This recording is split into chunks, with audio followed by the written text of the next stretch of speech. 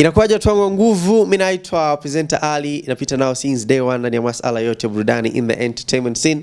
Nasalia kwa the entertainment PN, by the way the A is always for amazing. Leo nimekuja kupiga story na msanii ambaye watu wengi tu wanamfahamu ambao wananitazama right now, Kendi Kenya. Mambo vipi? Poa sana labda. Niko poa. How are you doing? Good to see you. I'm good now that I'm here. Good to see you too. Yeah, it's been a while. I think behind the camera, before the interview I told you the last time nilipata conversation yako was times of COVID zile.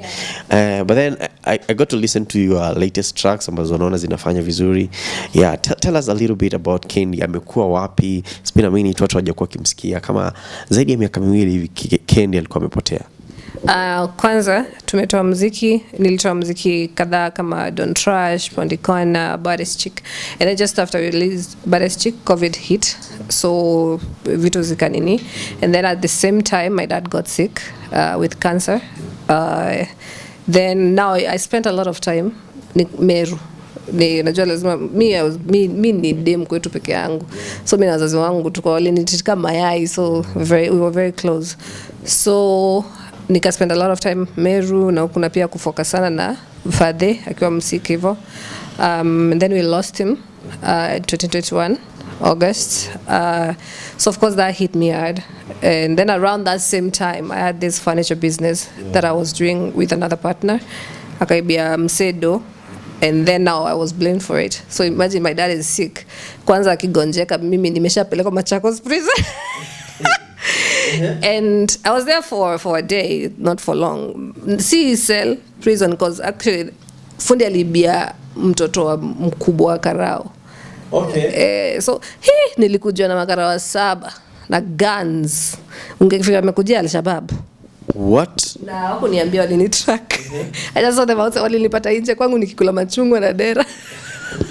Ukabebwa hivyo. So yeah, then I just went, and then of course I wasn't at fault. It wasn't that much money I could have paid, but of course walikuwa shachukua fingerprints zangu, so I decided to take the case to court. I won last year. Ulikaa prison muda upi? Walinipeleka kwanza cell, nikatoka, wakaboeka sana na vile nimetoka hiyo day. And then now when we went, nikaona mboka wananiita jina yangu nikiwa among the top people, then wakanirudisha chini kabisa ndio nisiweze kulipa cash bail. So I had to, hiyo ndio kusema hatuwezi kaa hapa, lazima uende remand. So they took me there, and that night I knew my dad's that day I knew my dad's chemo was being changed. I wanted, because ingi imeenda vibaya, so I wanted to know. So imagine una phone, una anything uko, and then I remember I cried that day. Nilikaa tu hiyo siku moja manze, lakini afu acha nikwambia nisikie mosque kilia the next day, naona kama walinisahau huko. Na phone nimenyimwa and everything, so I couldn't communicate just for a day, but it was really bad for me, because then after that now it was a whole year of court case, kwenda kotini, but eventually I had a good lawyer, so nikashinda. But I was going through all this well. Also my dad was sick. My dad is then akapass. I was still going through it, and then my mom just after got diagnosed with the endocrine tumor. So she started her treatment. We lost her 6 months ago. No, 8 months. 8 months ago. Hata yali enda August, by the way. So it was a lot that nilikuwa na go through, that sikuwa na feel kuandika muziki ama kwenda studio ama hata kuona watu. Nilikuwa nashinda tu, I had one routine. Wake up, cry, drink, eat junk food, sleep, repeat.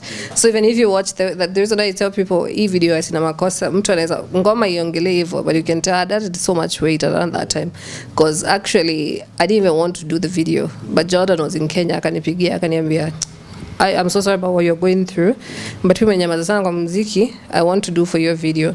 Nikamwambia mimi sina ngoma imeisha, hata sitaki kufanya video. Then he came to my house, akaniambia mimi nataka kufanya video na sitakulipisha. Unaona wewe lipa to location and all that kind of stuff nini. Because the way you know is, so we went and we just, hata it wasn't planned or anything. We just went, hired a warehouse, tukaset vitu nini, and we did the video. But then after we did the video, like now during the time that my mom, that was just a few months after we buried my dad, then my mom is sick, so I didn't want to do media tours and socialize na watu, so I didn't release the video. So Venye sasa juzi tumedecide kurudi kwa industry, I wanted to do a different video actually, but then my management felt we release it like that because it's something that it's iko na sentiment kwangu. Nakumbuka hii time nikishoot video what I was going through, but I gathered myself na nikaenda nikashoot. So that was that. So that's why I was quiet for long. Amazing sana. Basically, you've done a Sina Makosa, and it's doing well on YouTube, and I assume it's also doing well on digital platforms. Pengine, what's the song about? The song, when I wrote the song, actually mi wangalia vitu zile watu upitia every time, especially marriages huku kwetu. Unaona mtu anakuja, Ali ni Muislamu na wewe ni Mkristo, mbona mnaoana? Ama huyu hata mwili yake ikaipoa akukai. Unaona there's some people that you know, even here, even our own celebrities, unaona mtu ana date mtu fulani but wanamchukiza huyu akai kudate huyu, akai kukaza. Kwa nini unataka date mtu aje? Kwani inakuhusu aje anyway? And then on a tribal, in Kenya we are actually very tribal. Unasikia usiniletee Mjaluo, usiniletee Mswahili, usiniletee Meru hapo kwa usiniletee Mkikuyu, Wakikuyu ni unaona na wamepia eka hii tag Wakikuyu ni wezi, Wajaluo sijui ni nini, waweze wakamba ni wachawi sijui nini, as if you know. So the song talks about let's say kabila langu linakosa gani, unaona. That's why I say sina makosa mimi, as in you've judged me from what has been told. Yani mimi peke yangu umeshaniweka, Wameru wote wako na hasira, watakukatakata. So mimi mwenye ndio nikukasirikie, it takes a long time. Actually mimi nikazika sana na liaga instead ya kunini. I'm a very soft person, but kila mtu anasema Wameru wote wako Wameru manzi ukijua ukikasirika atakuua, unaona. And so that's what I'm talking about, tribe, body shaming, and then also people coming ni watu history wahusu that it says kuwepo tukiwa, yani they were never there when we met, you know, and they will talk. I accept that. And then it's also now the second verse is talking more about yes I accept niko na madhaifu yangu, unaona, and I know even you tunaishi nazo hivyo, but that doesn't mean that watu wa nje wanafaa kutuingilia, because they're never there when we are together. They don't know the troubles we go through, they don't know our happy times. And then then the chorus is more like wataongea ndio itanikera na itakukera. Ni kitu pengine umepitia kwenye life yako mwenyewe? Yeah, I have gone through something like that when I was dating a white guy. People didn't really like it. Back in the day. Yeah, and then also I've seen I've seen one of my friends being hated so much by the mother-in-law mpaka ilienda up sasa wamedivorce na bwanake. Alikuwa anachukiwa mpaka alikuwa ikafika mahali time ya holidays the daughter and the husband, they're the only ones who go to kwa familia yao. She was Kamba. So kwa sababu wachai unaona.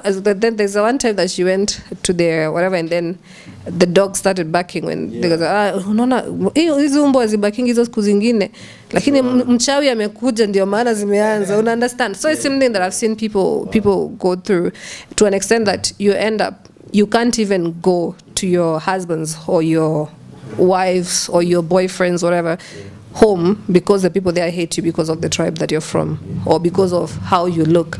And then I've seen others is like if you're making more money than the man or the woman, you're a gold digger. Most probably hata hakuna nini mnasaidiana, unaona. Kwani akikuwa kujua utengeneze domingi kae si alijua na ni decision yake. Sasa familia inaingilia wapi, unaona?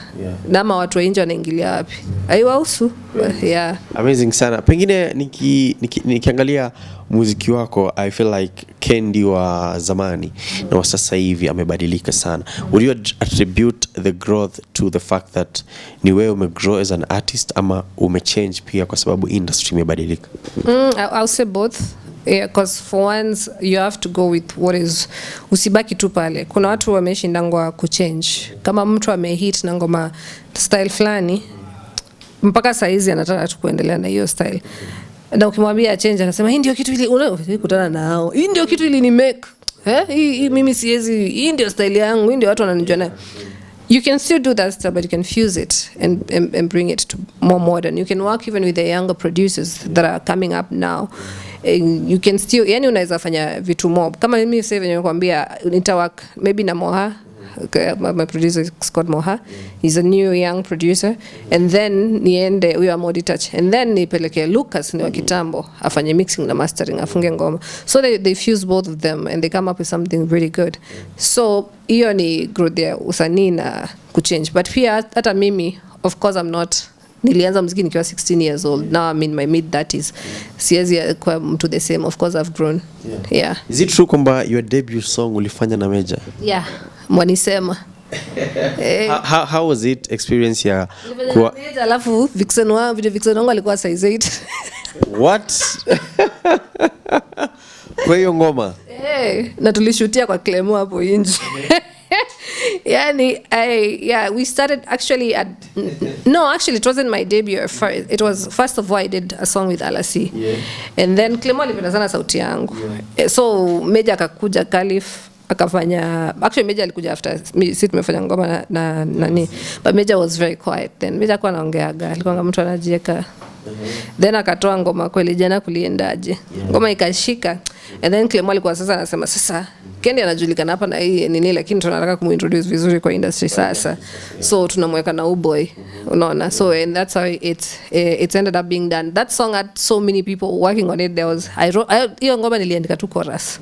Yo maneno mengi mwasema kuniusu. That's all I wrote. Then verse 1 was written by Sanaipei. Okay.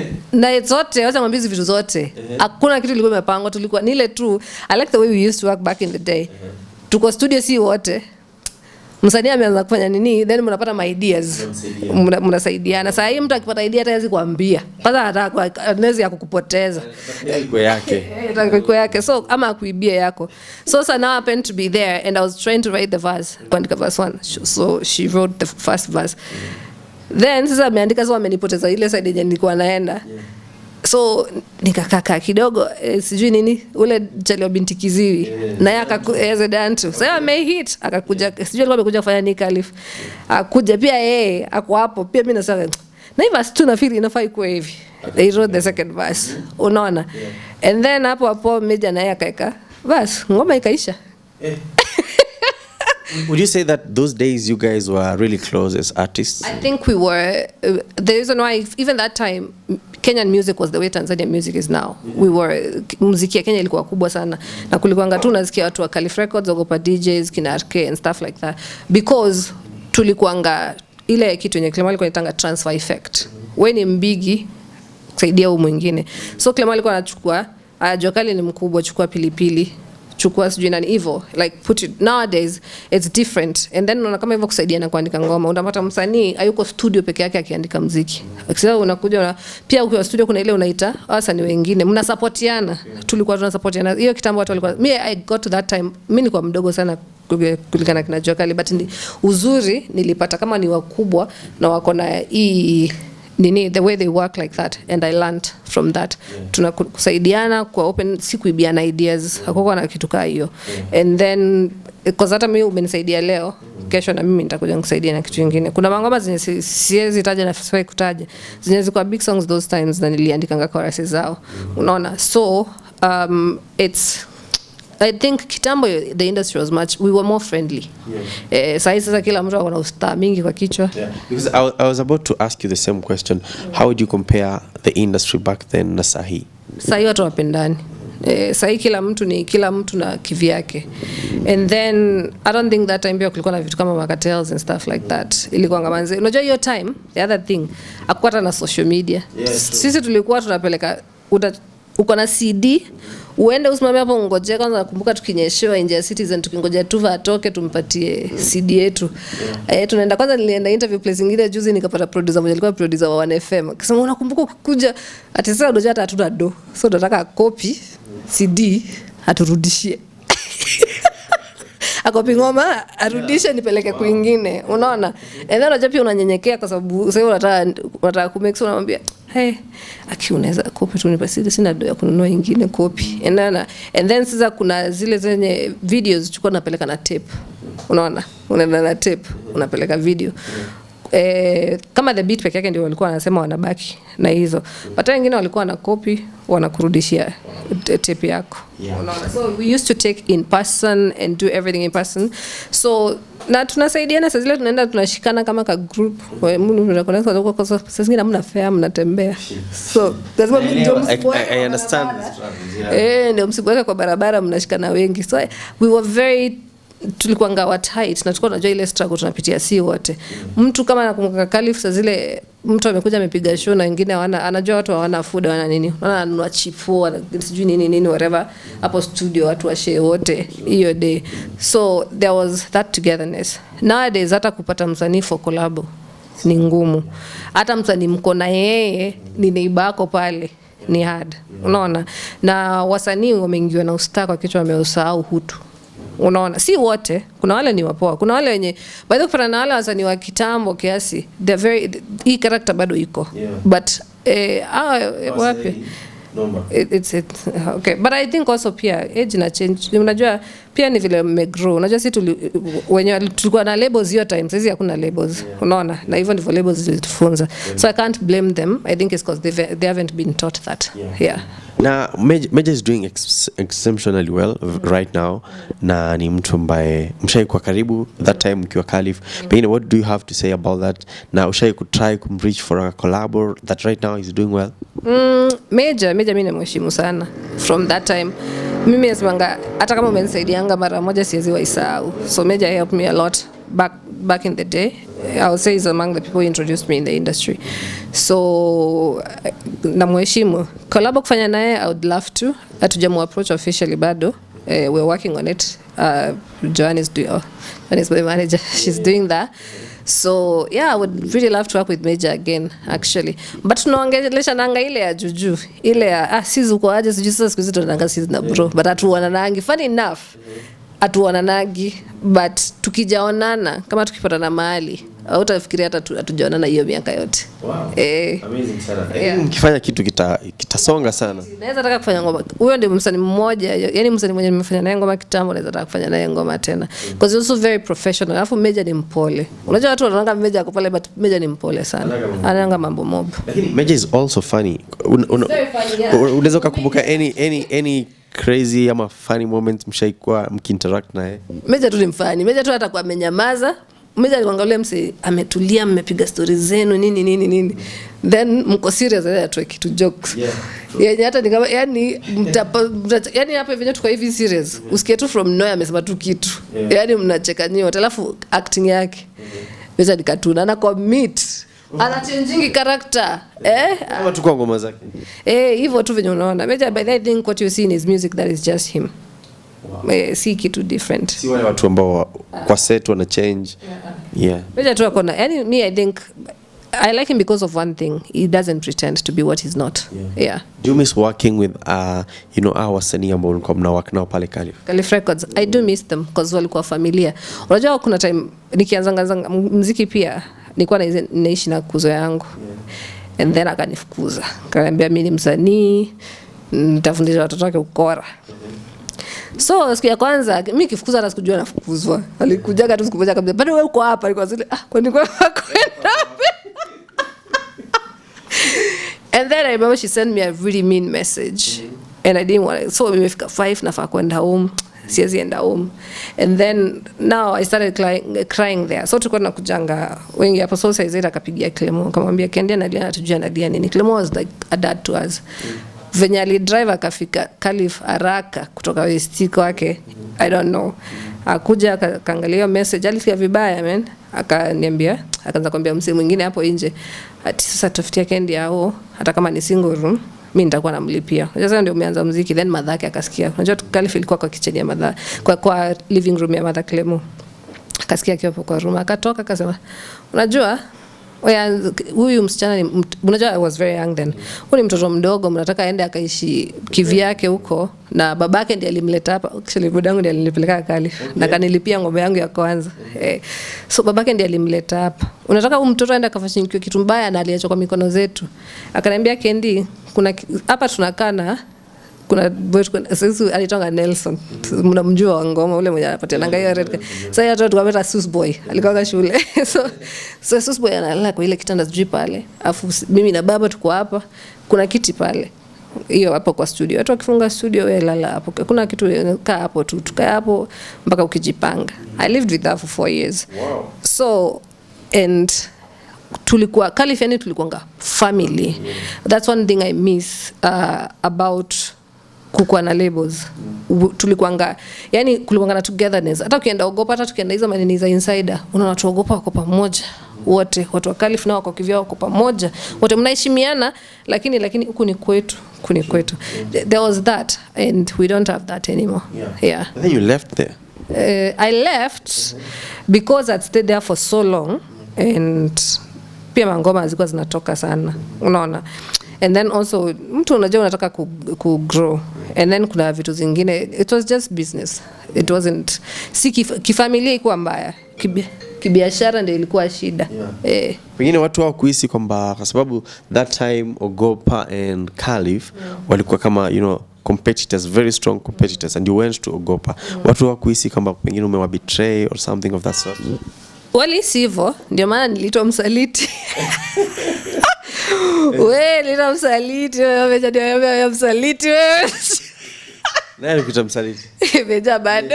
Wewe msaliti wewe. Wamesahau mali. Nikamwambia mimi sijasahau kitu, ni ile tu biashara kama ifanye, unaona. Si kwa ubaya, si eti nimetoka sababu Calif si family anymore.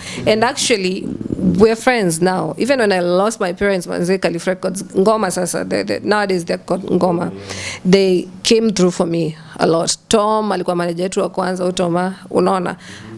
Alikuwa hapo akakuja mpaka home kuniambia pole. Yani there's nothing that has changed. Yani ile familia bado uko kupata kinajua nini Clemo and kunicall uko aje, hizo vitu ziko. So it doesn't, the only thing that didn't work out is the business part, but the friendliness and the familyness is still there. Yeah, very interesting the fact that biashara haijakubali imaanishi urafiki pia ukatike.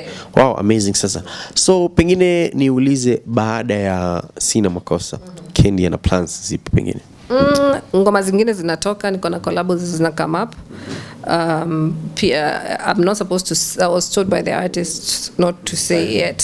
Surprise. What the surprise, because aliambia ukianza kusema collab, tunafanya collab na fulani tunataka ikuwe ile so watu waione. But one thing also, we're trying to release music every month, na ikienda sana sababu saa zingine part ya production inachelewa. So unapata uko ready kutoa muziki lakini producer hajamaliza part yake, video editor hajamaliza part yake. Sasa zingine zinachelewa, ama maybe budget inasumbua kidogo ya kufanya marketing and stuff like that. Because pia nini na cost sana. So unless hizo delays affect, every month tutatoa ngoma ama every 1.5 months. Yeah. Umesainiwa Belazo. Pengine tufahamu tu agreement iko vipi, contract iko vipi? Is it 360 degrees? Is it 180? Is it just music? What do you mean 360 degrees? 360, unajua kuna ile 360 degrees unapata msanii amechukuliwa nyumba, amepewa gari, anafanywa muziki, kila kitu. Okay, mimi the difference contract yangu na Belazo, the difference na za wasanii wengine ni okay, na za labels zingine zenye nilikuwa ni I partly own the company. Okay. Yeah. Okay. About not that much, about 20% of it. So I still have some, I have ownership of that, and I own my music 70%. So everything else, and then hapo pengine tunakubaliana tu vile kunaenda. Kupata kwa sababu kuna tusije tukasikia kesho umesema wamenidhulumu, wamenifanyia hivi. Ni dhulumu tu, hawezi ni dhulumu sababu kindoa so hawezi. Kwa wasanii ambao of course walikuwa kwenye game, one of them ambao tulikuwa tunamfahamu sana was Mustafa, and of course story yake ili trend sana the other day. Sijui kama uliona. Nimeona na nikaona demu yake akimuongea akisema ndiye alikuwa anamfeed. Pengine what would you have to say about it? Mimi sipendi kuona wasanii wakisafa kwa sababu wase walitu entertain sana, unaona, and they gave their all to us. Mustafa was there way before you. Ni wazee kutushinda sana. So but they, as in mimi kitu moja nitasema, I don't feel good that Hana go through what he's going through, and kusikia pia madhake ni msiki cancer. I've had parents that have gone through that. Nimeambiwa na demu yake that alisema nganipendi na ananichukia sana na sijui kwa nini, but simtaki mabaya. Mustafa ama demu mwenyewe? Hapana. Mustafa mwenyewe hakupendi na Alimwambia nachukia wada. Yaani hata nishaenda kumsalimia. Hivi unajua umeona ule msee unapendanga muziki yake. Nikaenda kumsalimia, mbele hata sikuwa najua ananijua. Wewe wacha sijui ile. You know, so I know he doesn't like me at all. Na how do you ulifanya nini? Said it clearly because the ex-girlfriend told me, but I don't know why, because hajamfanya kitu na hata simjui vizuri mimi, but I'm not happy to see what he's going through, and I feel for him for his, and I wish him well, and I wish his mom quick recovery, because manze nimeluza wazazi wawili kwa hiyo ugonjwa, and I never wish that to even my worst enemy. So just because mtu ani like siwezi muombea mbaya. Yeah. Amazing sana. Nimekuwa nikipiga story na Kendi Kenya. Of course kuna mashabiki who've been holding it down for you, you know, since days za Khalif mpaka saa hii wanasema bado tunakukubali. Talk to them. I'm back and I'm not going anywhere. Na pia mimi by the way niliambia mimi mafans wangu ndio maboss wangu. Unaona, I do what they want, and even if ngoma ijagonga 1 million views doesn't stop me, because kuna hao mafans wangu wenye wako hapo kila time. Mimi kazi yangu ni ku entertain na nawapenda sana, na endelee kunisupport na kushare mangoma zangu. All I want from them is their support. Yeah. That is all. Yeah. Amazing sana. Tuteka link ya ngoma yake kwenye comment section, we're gonna pin it. Go show some love, go show some support. Mwambieni kwamba mmetumwa na the entertainment PA. Behind the camera ni Kaka na Msela. Mimi naitwa presenter Ali, your entertainment PA. The A is always for amazing, and I'll see you guys in the next video.